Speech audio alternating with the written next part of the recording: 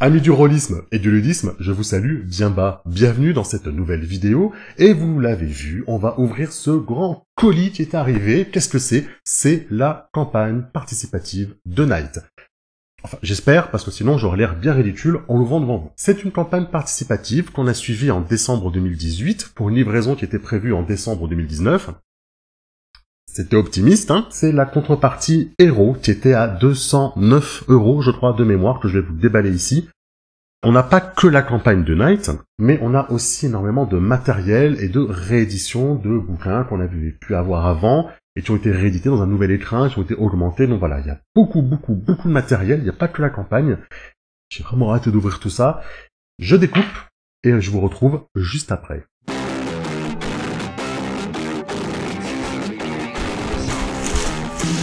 Bienvenue dans cette session ASMR Night. Ah, j'ai plein de trucs à ouvrir en fait. Bon, eh ben on est plutôt pas mal, je dirais quand même, hein, n'est-ce pas? Je vais vous laisser admirer la vue encore quelques secondes, et puis on va tout regarder un par un, je vais tout sortir et on verra bien ce qu'il y a dedans. Donc le nouvel écran, c'est le 3e écran pour Night. On avait eu l'écran V1 avec Eva Carpenter dessus. On avait eu un écran pour Pinyao également, qui était déjà un peu plus... qui faisait un peu plus jeu vidéo dans sa réalisation, dans son décor et dans son graphisme. Voilà, j'ai cherché le mot. Et puis voilà, cet écran du coup de la version 1.5 avec les couleurs 1.5 derrière, dont je vais vous les montrer également, l'arrière.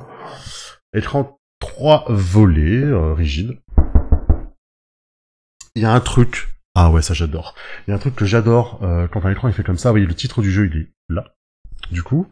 Et regardez, de l'autre côté, je vous le remontre, mais on n'a pas le titre Night. Vous voyez, on n'a pas un des volets qui est réservé pour le nom du jeu. Et ça, j'aime énormément parce que finalement, ok, c'est vrai que quand vous passez en convention, vous jetez un coup d'œil, vous voyez à quoi joue quelqu'un, du coup, avec le titre. Mais on joue quand même plus souvent avec notre groupe, et notre groupe sait qu'on joue à Night. Donc, est-ce qu'on a besoin de marquer en gros le titre du jeu, comme c'est le cas avec Star Wars, par exemple? Non.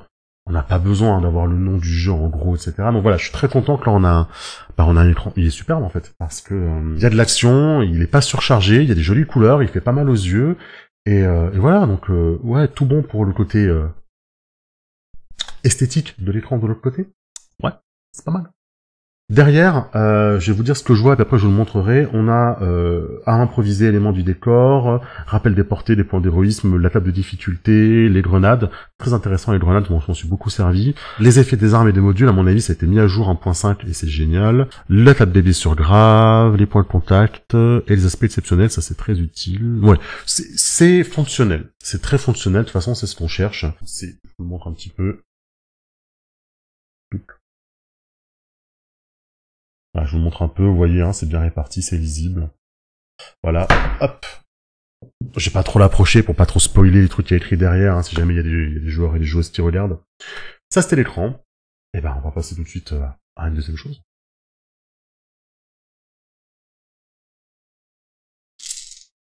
Ok, on a une dizaine de dés Night. Bleu sur fond noir, je pense qu'il faut quand même une bonne luminosité, hein, sinon ça peut être un peu difficile pour les yeux. Il y en a 10, bon 10 ça vous amène quand même assez loin dans le jeu. Quand vous serez niveau chevalier de la table ronde, vous lancerez un peu plus que d'idées, hein, vous verrez, mais voilà, il y a le temps de voir venir. Si vous commencez Night maintenant, vous avez le temps de voir venir avec vos idées. Vous auriez peut-être pu le faire en couleur bleue pour aller avec les dés, ça aurait été sympa. L'arsenal, alors... 108 cartes Arsenal pour le jeu de rôle Night. On va regarder. Ça fait tellement de temps que j'ai pas eu un starter deck. Alors. Ok, alors oui, c'est ça. En fait, ce sont les armes illustrées avec les petites cases de dégâts, de portée, de violence. En gros, voilà, c'est comme dans le livre de base. Si on a les armes comme ça, facilement accessibles, on peut rapidement se créer un PNJ avec une arme en la prenant directement là-dedans, puisque en plus, à mon côté des choses, il y a des codes de couleurs qui rappellent la rareté d'une arme. Du coup, très pratique. Ah oui, donc il y a un prix éditeur à 25 € hein, pour ce paquet de cartes. Je crois que l'écran, c'est un peu moins de 25. Hein. C'est 22 ou 23. Hop, livret de joueurs, 5 livrets, 20 €. Alors, qu'est-ce qu'on a dans ces livrets? Alors, on va commencer avec Arthur, déjà. Le personnage, donc ça c'est sa création, donc avec les cartes de tarot qu'il a tirées, nom, surnom, section, les langues, description, etc. Donc ça c'est la création de personnage. Son évolution, on peut tenir à jour ses dépenses d'XP et de points de gloire, c'est pas mal ça du tout. Les contacts on peut les écrire là. Style de combat, c'est très intéressant qu'il soit sur la fiche de joueur. Les effets des overdrive aussi, c'est indispensable. Même le MJ il a envie de l'avoir ça, de toute façon. Le code du Knight. Et ensuite, oh génial. Ok, j'avais pas vu en fait. Votre fiche de personnage, elle est au milieu. Elle est pas au début, elle est au milieu en fait. C'est très bien ça. Parce que finalement, c'est vrai quand vous l'ouvrez, vous tombez plus facilement comme ça sur votre fiche de personnage et votre fiche d'armure. Très bien que ce soit au milieu ça. J'aime beaucoup en fait. J'aime beaucoup. Voilà, la fiche de personnage, les blessures, les traumas, l'armure, etc. Tous vos armes, vos modules, vous les mettez là. Capacité de méta-armure. Ok, vos modules, ils sont là. La liste des effets. Très très utile ça aussi. Et un petit rappel des règles. Pareil. Petit insert vidéo pour vous montrer tout ça. Voilà. Combat, tous les overdrive. Le code d'honneur à apprendre par cœur avant de commencer une mission, bien évidemment. Hein. Grande fiche de personnage. On l'a dit, hein, la fiche de personnage au milieu, c'est un bon choix. Je pense à essayer en tout cas. Les effets, des armes, et un petit rappel des règles.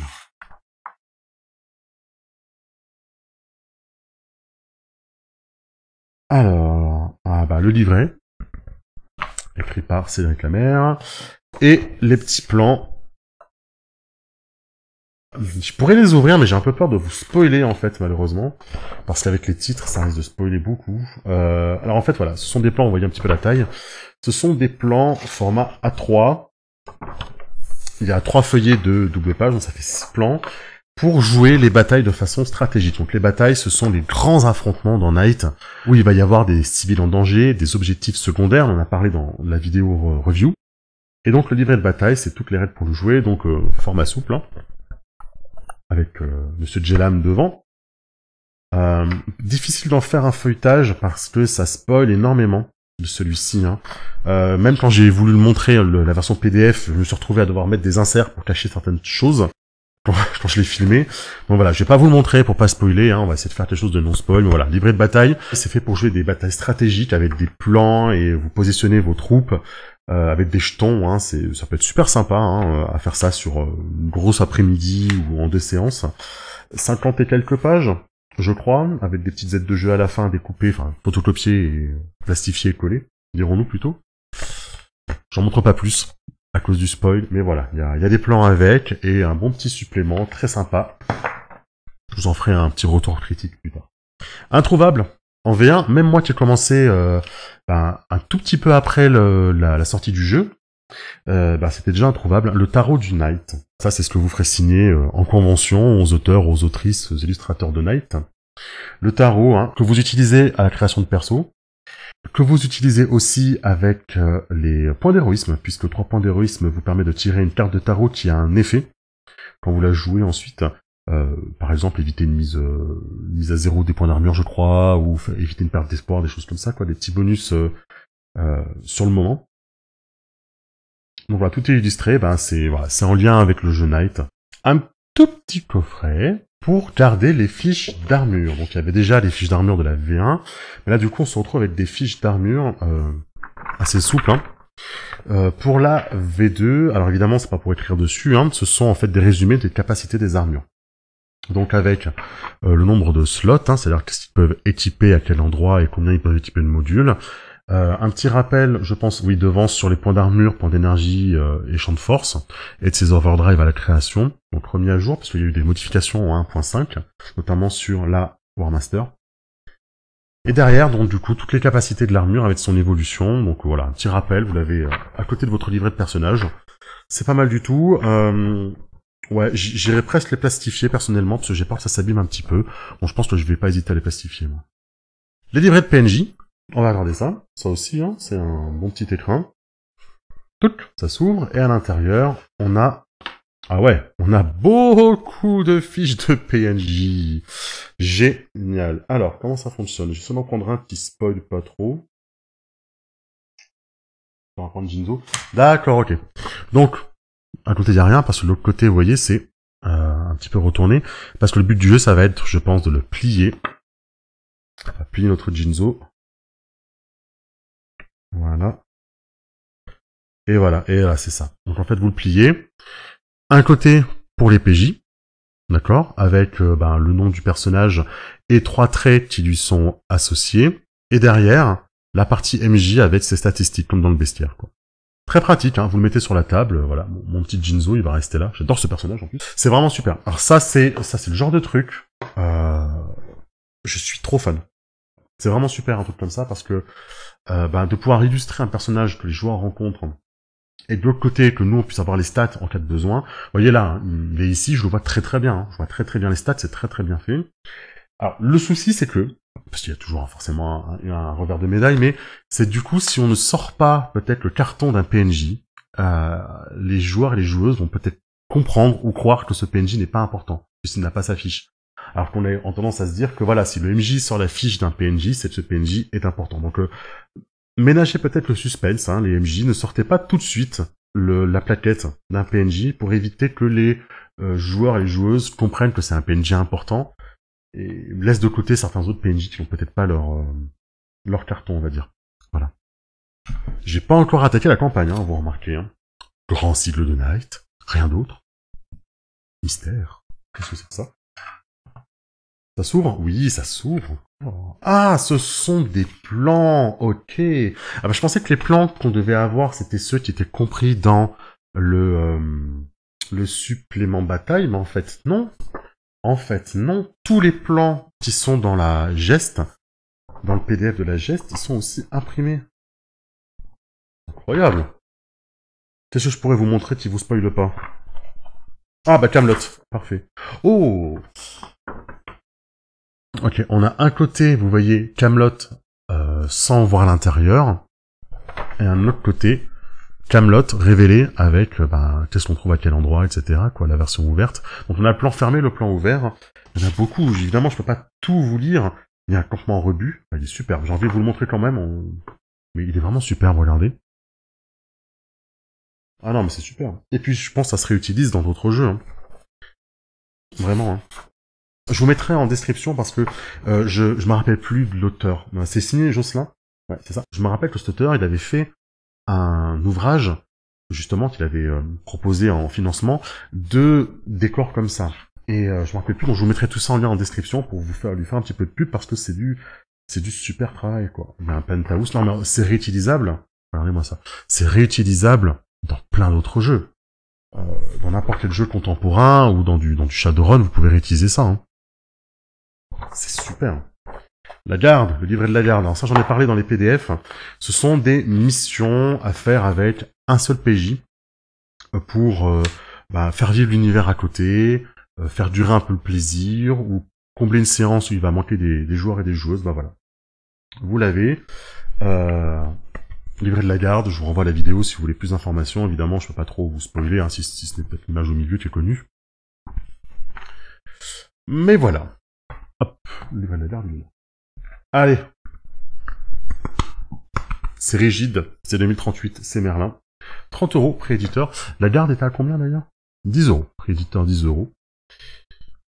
2038, donc voilà, c'est la réédition de 2038, était le premier supplément de Night en V1, c'était cette couverture-là d'ailleurs. Et il est réédité en couverture rigide, avec les armures de 2038, hein, la montre, la sorcereur, etc. Les nouveaux modules de fin de jeu, on va dire. Les stats des chevaliers de la table ronde, qui sont illustrés. On va parler un petit peu des factions. Encore une fois, voilà, je peux pas trop vous montrer parce que ça parle de l'anathème, des seigneurs de l'anathème. C'est difficile. Et puis voilà, il y a une mission à la fin. Tout feu, tout flamme, qui se passe à Rio. Supplément qui est gratuit en PDF, hein, je le rappelle. Ça fait plaisir de l'avoir en solide et de l'avoir en version réactualisée. Vraiment, c'est super. Hop, voilà, je vous montre l'option. Voilà. Encore une fois, le souci de la gamme, c'est que c'est difficile de la feuilleter parce que ça devient vite du spoil, en fait. On va vite tomber sur les choses de l'anathème, on va vite tomber sur les illustrations de PNJ qui sont un peu spoilantes, donc voilà, c'est difficile de vous passer tout ça en revue sans rester de vous spoiler. Alors, sur ce coffret-là, c'est pas fini, hein, dans ce coffret-là, on a 3 ouvrages. Alors c'est numéroté 3, 4, 10 parce qu'en fait, 2038, la garde, tout ça, ça rentre dans la gamme. C'est numéroté également. Sauf que voilà, en dur, on a les codex, les bestiaires et le supplément Nodashi, qui sont 3, 4, 10 et qui sont dans ce coffret. Hop, hop. Il y a un petit cadeau à l'intérieur. Ah d'accord, la carte du monde. La grande carte du monde. Si vous la voyez bien. Voilà, la carte du monde. Avec les zones d'anathème. Ouais, c'est ça. Codex, bestiaire, Nodashi. Alors, Codex. J'adore cette illustration. Vraiment, c'est ma préférée. Donc, Codex, on a une compilation de beaucoup de codex, de tous les codex, on va dire, techniques qui ont été offerts. Je rappelle que les codex, à la base, sont des PDF que les auteurs ont offerts gratuitement, qui étaient débloqués dans le premier financement du jeu. Et il y a des codex de contexte, technique, on va dire, et des codex plus avec des scénarios. Donc tous les codex techniques ont été réunis ici. Du coup, celles qui apportent de nouvelles armes, de nouvelles armures, celles qui apportent des raids sur les IA, et en plus à la fin, en deuxième partie, on a un guide des arches, c'est-à-dire que toutes les arches vont être décrites. À présent, on avait pas toutes les arches décrites dans les bouquins, on avait Japon, Londres, on avait une arche américaine, je crois, quelque chose comme ça, mais voilà, il nous manquait beaucoup d'arches, comme Mexico, comme Bordeaux, voilà, des arches qui pourraient nous intéresser, vous voyez, elles sont toutes là. Elles sont toutes là, et ça fait plaisir d'avoir une petite double page sur chaque arche. Ensuite, le bestiaire. Alors, encore une fois, je ne peux pas vous le feuilleter, ce serait un peu trop spoiler et ce serait dommage. Le but du jeu, c'est de vous montrer tout ce qu'il y a dedans et de vous donner envie. Donc, pas de vous spoiler si vous êtes joueur et joueuse. Mais voilà, c'est un bel ouvrage en cartonné, solide, qui reprend les créatures les plus emblématiques de la campagne. 95 pages quand même, c'est pas mal du tout. Hein, voilà, les créatures sont illustrées. Laquelle je pourrais vous montrer, que je risque pas trop vous spoiler avec. Voilà, les notes par exemple, qui sont des créatures qu'on rencontre assez rapidement, vous avez une double page illustrée, avec les statistiques, un petit contexte dessus, c'est très bien. Pas indispensable, parce qu'on a beaucoup de ces créatures qui sont déjà dans le livre de base, mais voilà, la campagne va rajouter beaucoup de monstres, et ces monstres ils sont là-dedans, dans le bestiaire, donc important, ce livre, important. Nodashi, regardez-moi ce beau Iwata Kaneda en armure, hein, un Materasu qu'il y a devant. Donc le supplément qui permet de jouer dans le contexte de l'armée, on va dire, la faction japonaise. Donc voilà, c'est un supplément qui, mine de rien, attention, hein, c'est quand même quelque chose, il fait combien de pages ?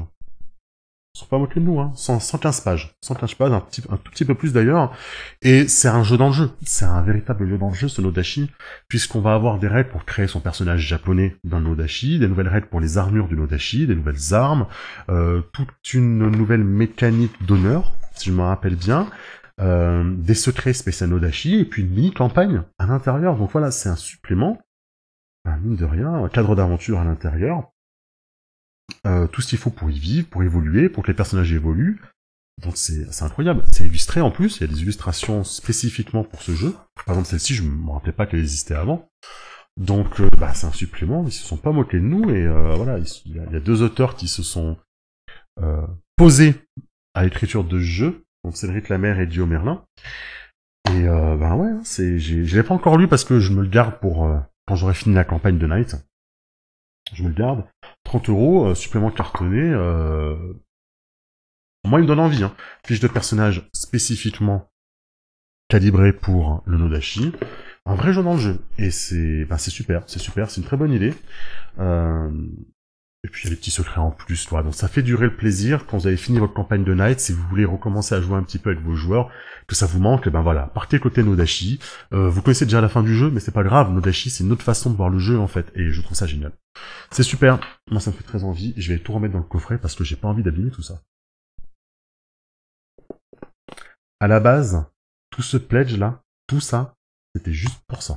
À la base, ce qu'on voulait, c'était une campagne pour Night. C'était ça, en fait, ce coffret-là de 3 ouvrages. J'ai déjà tout lu en PDF. j'ai largement, mais largement, déjà entamé la campagne, hein, on approche de la fin, en fait. Véritablement, on a l'avant-dernier arc, déjà. Mais de l'avoir, là, j'ai un peu les frissons, c'est assez étrange comme sensation. Là, de l'ouvrir, ça me fait quelque chose. C'est superbe, hein. C'est vraiment, ça a l'air bien solide. C'est beau, hein, ça en jette. Ça va en jeter.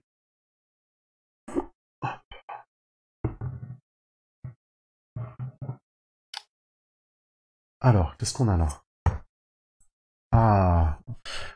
Donc, news, ça doit être les journaux ERA. Donc des petits journaux d'ambiance. Encore un petit coffret à ouvrir. Ça, c'est vachement bien aussi que ce soit pas des fiches volantes posées telles quelles, mais qu'elles soient posées dans un petit livret. Donc voilà, ce sont des news. Encore une fois, spoiler. Mais voilà, ce sont plein de news. Donc selon l'avancement dans la campagne, eh ben ça va débloquer les infos puisque les dates avancent et vous pourrez comme ça les donner à vos joueurs et vos joueuses et ils pourront voir le monde qui évolue, qui parle de leurs exploits et qui continue à vivre aussi en dehors d'eux parce que c'est super important que le monde de Night continue de vivre en dehors de vos PJ qui ne sentent pas qu'ils sont tout seuls dans Night. Hein. Il y a des chevaliers de la table ronde, il y a d'autres chevaliers qui existent. Donc voilà, il faut pas qu'ils se sentent seuls et les journaux ERA c'est fait pour ça. Alors, j'adore l'illustration aussi de celle-ci. La classe. La classe de Night, donc en gros, c'est le bouquin qui va donner tout le contexte, donner les PNJ, donner les aides de jeu, les nouvelles règles de cette campagne. Donc les premières parties seront sur la préparation de la geste de la fin des temps. La geste de la fin des temps, c'est tout ça, hein, c'est toute cette campagne, divisée en 2 bouquins. Durant la campagne, avec les 4 d'aventure, et puis voilà, vous savez que la campagne est divisée par arc. La classe reprend cette division par arc pour, au fur et à mesure de votre avancée, vous pouvez suivre l'avancée de votre campagne avec la classe qui va avancer au même rythme. Il y a les nouvelles armures qui sont à l'intérieur, la timeline, quoi, la chronologie, toutes les nouvelles règles, etc. Je peux vraiment pas en dire plus. Je ferai une vidéo spéciale sur la campagne, etc. Voilà un petit peu la table ronde, quand vos joueurs et vos joueuses seront à la table ronde, les règles que vous pouvez mettre en place, que vous devez mettre en place, le casting, puis voilà, par arc, les aides de jeu, les plans qui sont repris, les décors pour mettre en scène tout ça, voilà, il y a pas mal de trucs. Combien de pages? 130 pages. 30 €. Après, comment dire, vous n'allez pas acheter ce livre-là si vous comptez pas faire jouer la campagne, donc je peux vous donner le prix individuel des ouvrages, mais il faudra prendre le tout, hein. C'est évident, vous prenez pas juste un bouquin, vous prenez les 3, si vous voulez faire jouer la campagne, très clairement. Donc voilà, celui-ci c'est la classe. On va prendre le deuxième. La chanson des ténèbres. Donc c'est le début de la campagne. Alors au début, j'en avais parlé quand j'ai fait la review, il y a tous les conseils pour commencer la campagne, c'est-à-dire comment arriver à un niveau suffisant pour jouer la campagne. Donc jouer les scénarios du livre de base, il y en a 6. Jouer ensuite Pindiao et la campagne du collectionneur qui sont tout là-dedans, là, il y a tout pour démarrer. Et ensuite vous commencez la campagne. Donc voilà, il y a toute une partie introduction de ce livre qui sont en fait les missions pour se lancer, quoi. Pour préparer la geste. Je vais essayer d'en prendre soin parce que c'est superbe. Voilà, encore une fois, je peux pas vous le feuilleter devant vous pour vous spoiler, c'est hyper frustrant, pour moi comme pour vous, je pense, mais j'en parlerai dans une autre vidéo, spoiler, histoire qu'on puisse se lâcher, mais voilà, c'est la première partie de la campagne, chanson des ténèbres, qui est suivie, bien évidemment, par chanson de la lumière, avec un Arthur bien rougeoyant devant. Et là, on attaque directement puis au plancher, puisque on reprend là où on s'est arrêté, donc nouvel arc. Je commence ici, on a les 1, 2, 3, 4 derniers arcs et les épilogues. Les épilogues, il y a plusieurs fins possibles pour le jeu, c'est super. Et voilà, on reprend la même structure, donc bon, je vous en parlerai plus en profondeur quand je ferai une vidéo sur la campagne, mais on a des petits cadres pour se repérer un petit peu dans l'avancement des scénarios. On a des conseils d'ambiance, des illustrations, des PNJ, voilà, tout est là. Et je crois qu'on a fait le tour. Ça y est, on a fait le tour de tout ce que contenait ce colis. Donc, petit récapitulatif, on a le coffret de la campagne avec la classe, la chanson des ténèbres, la chanson de la lumière. Donc ça, c'est la campagne de Night. Livre de base plus ça peut vous suffire pour jouer. Hop. Ensuite, un deuxième coffret avec les codex qui ont été offerts en PDF, qui sont en version imprimée, augmentée avec les arches, le bestiaire, pour que ce soit plus rapide et plus facile de retrouver vos monstres, et le supplément de Nodashi. Pas indispensable, mais très sympa. Value, comme on dit. Hein. Les coffrets sont magnifiques, hein, regardez, l'un à côté de l'autre. Il y en a un bleu, il y en a un bleu clair. Ça se voit peut-être pas bien avec l'éclairage. La carte du monde. Le supplément 2038 réédité en dur. Les journaux ERA, donc en gros les news du monde qui vont avancer en même temps que la campagne pour mettre vos joueurs et vos joueuses dans l'ambiance. Le livret de la garde, donc les petites missions en duet, comme disent les Anglais. Donc c'est pas du solo, hein, malgré ce qui est écrit dedans, c'est pas du solo, c'est du duet, c'est-à-dire que vous jouez avec un seul PJ ou avec un nombre très restreint de PJ pour meubler ou pour aller plus loin dans le développement de certains personnages. Les plans, superbes et très utiles, dans une petite pochette, c'est génial. Les PNJ, très utiles également, dans une petite pochette. Les fiches d'armure, je vous conseillerais de les plastifier celles-ci, hein, pour pas les abîmer. Le supplément bataille qui vient avec ces petites cartes pour jouer de façon stratégique les grosses batailles de la campagne. Donc les plans des batailles, et ensuite c'est à vous de mettre vos petits jetons, quoi, faites-vous plaisir. Sortez vos figurines Warhammer, ça vous fait plaisir. Et on a 5 livrets de joueurs pour donner à vos PJ, pour qu'ils puissent rester à jour. Gardez-les, hein, MJ, gardez-les avec vous, ça évitera que les joueurs les rembarquent chez eux et les oublient avant de venir, hein. Ça vous connaissez bien. L'écran du jeu, version campagne on va dire. Les cartes d'arsenal, vachement bien à distribuer à vos PJ ou à garder pour vous pour équiper vos monstres et créer des PNJ sur le tas. Un petit sachet de 10 et le tarot de Night, voilà. J'allais dire c'est tout, mais non, c'est pas tout, c'est génial, c'est monstrueux tout ce qu'on a eu. C'est le principe des financements, hein, c'est on finance à l'avance et on est prêt à attendre 2 ans, 3 ans avant de recevoir ce qu'on a commandé, mais j'espère que ça vous a donné envie d'au moins découvrir ce jeu, au moins le découvrir, parce que c'est un jeu qui vaut la peine, ne serait-ce que le livre de base, déjà, c'est de vous le procurer, en PDF ou dans le commerce.